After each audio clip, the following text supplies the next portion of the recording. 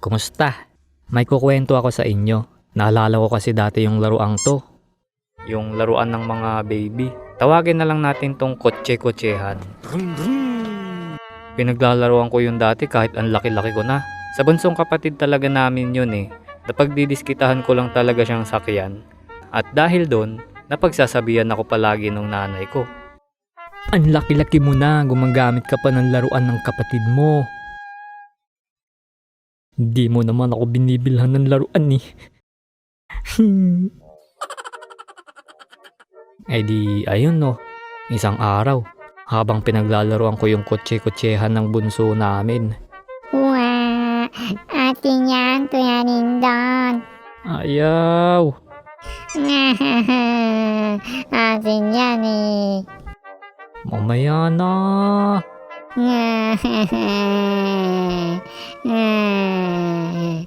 Napakasama ko talagang kuya. Eh di, ayun. Iyak nang iyak yung bunso namin. Eh, yung nanay namin, ayaw pa naman niyang nagiging bully ako sa bunso namin. Tsaka naririndi na rin siya kasi iyak nang iyak si Utol. Tris na! Kayong dalawa, hindi kayo titigil. Mama, Tito Kuya Nindon. Ibigay mo yan sa kapatid mo. Ibigay mo yan sa kapatid mo. Oh, ayan na. Bigla natanggal yung isang gulong.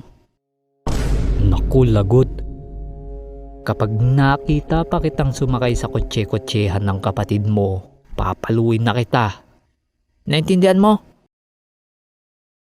Sagot. Opo. Kawawa tuloy yung upuan. Siya sumalo nung galit ng nanay ko.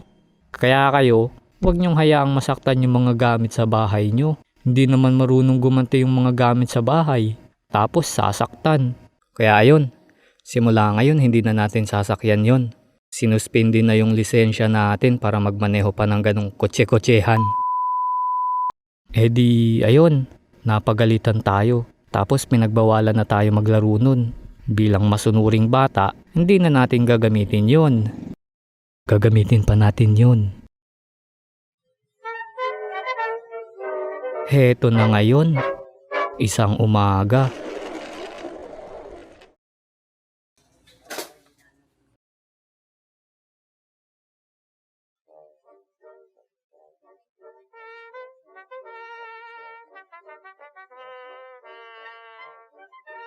Paho!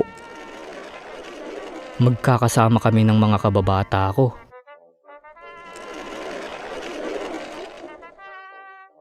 Oh yeah. Sa pinsan nyo yan ah. Oo nga. Ang laki-laki mo na para dyan ah. Eh wala eh. Makalat-kalat kasi sa daan. Napagdiskitahan tuloy. Hoy!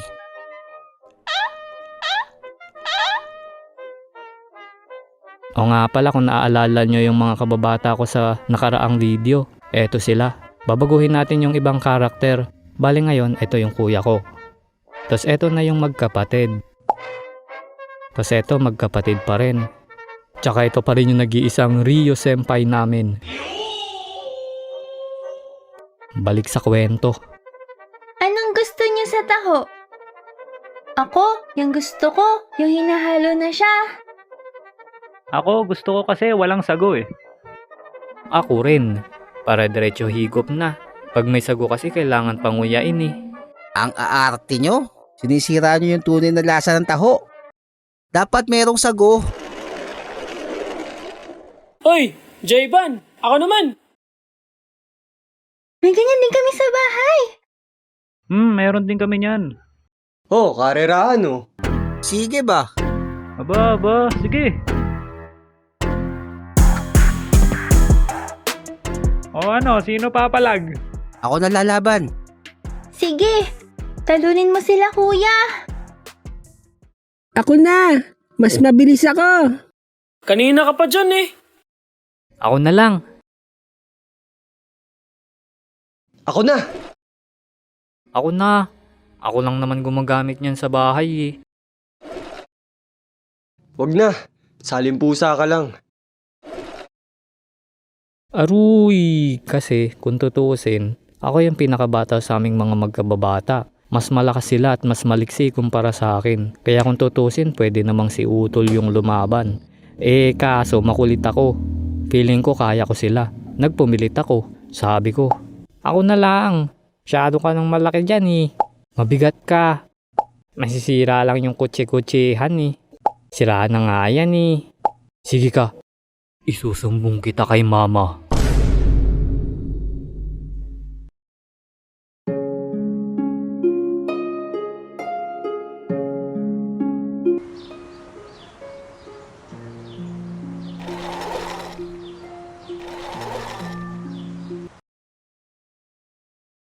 Okay lang yan, tol. Tayo naman pagkatapos nila eh. Kailangan nating mapaubaya bilang kuya.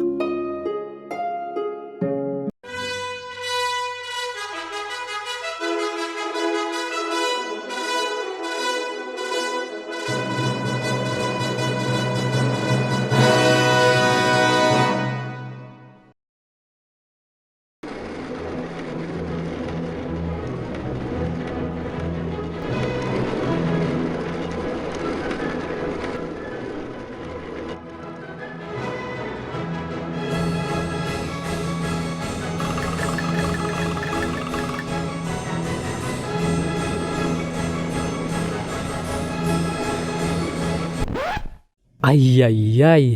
Hala si mama. Naalala ko, pinagbawalan pala ako gumamit ng kutsi-kutsihan.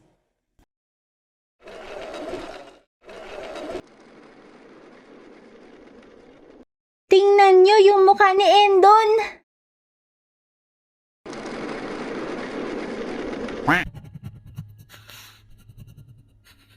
Endon! Mukha kang tanga!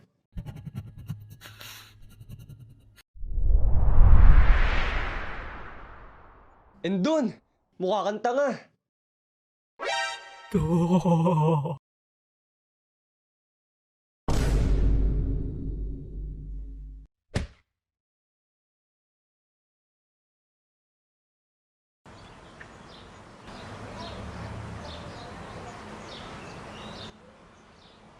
Ang malas naman. Sa sobrang takot ko sa nanay ko, napatayo ako bigla sa minamaneho kong sasakyan. Ayun, di ko na maalala kung sino yung nanalo nun. Basta talo tayo. Pero ayos lang yun. Di bali nang matalo, wag lang mapalo. Alam nyo, napagtanto ko lang. Dapat pala sinubukan ko magpaalam muna sa mama ko bago ko gamitin yung kotse-kotsehan na yun. Kasi tingnan nyo tuloy yung nangyari sa akin. Hindi ako mapakali habang nagkakarerahan kami ron. Kasi nag-aalala ko na baka makita ako ni mama na ginagamit ko yung kotse-kotsehan ng bunso namin. Pinagbawalan pa naman akong gamitin yun.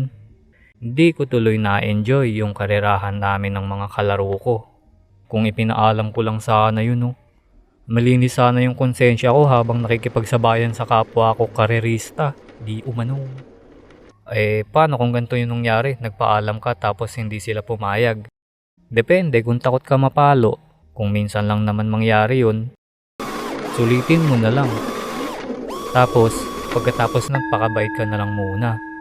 Tulong-tulong ka muna sa gawaing bahay. Para kapag nalaman nila yung ginawa mo, hindi ka na mapapalo. Mapapagalitan ka lang. Kaya ayun, doon na natatapos yung kwento natin.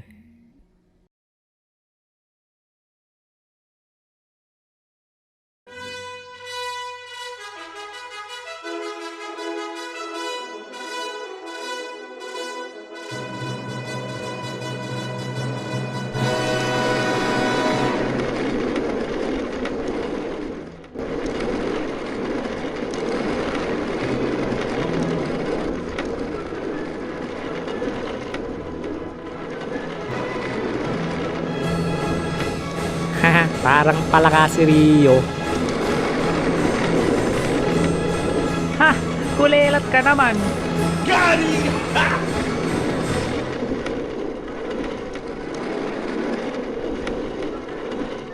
Ang bilis ni Rio.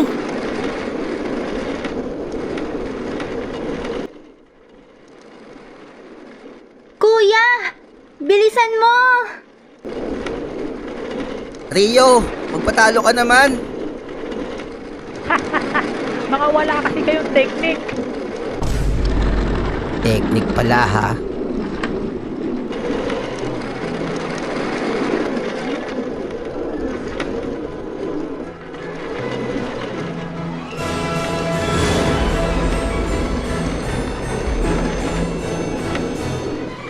Ano yan? Ang daya! Anong daya? Teknik to. Ayan! Go, kuya! Teka, hindi napatas yung karerahan pag ganyan. Bakit? Wala namang rules ah.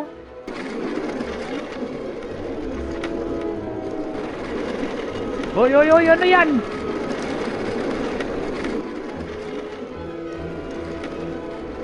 Ah! Ganun na? Gio, puto! Ano yan? Kaya, o bakit?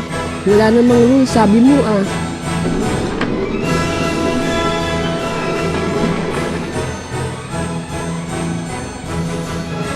Endon! Mandaya ka na rin!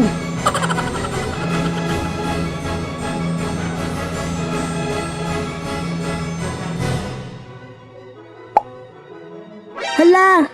Sinira yung sasakyan nyo. Mapapalo to mamaya.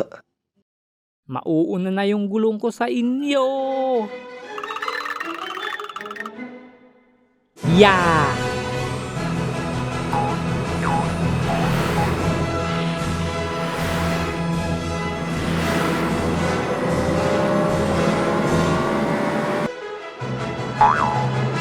Oh, panalo.